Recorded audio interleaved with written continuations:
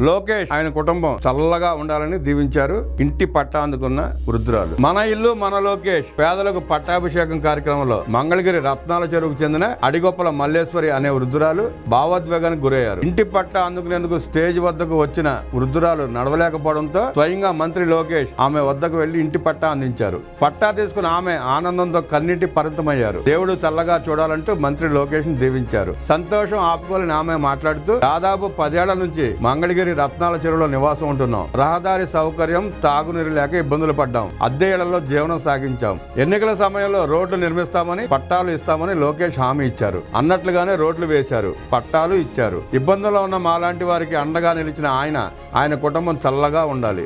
ఇచ్చిన హామీ నిలబెట్టుకున్నందుకు మాకు చాలా సంతోషంగా ఉంది. గత ప్రభుత్వంలో ఇళ్లలోకి నీరు వచ్చినా పట్టించుకున్న వారు లేరు. రత్నాల చెరువులో నివాసం ఉంటున్న వారికి లోకేష్ చేసిన సాయం మరవలేనిదంటూ కన్నీటి పరిమితమయ్యారు. మాట్లాడలేక భావోద్వేగానికి గురైన ఆమెను మంత్రి లోకేష్ ఓదార్చి అండగా ఉంటానని భరోసా ఇచ్చారు.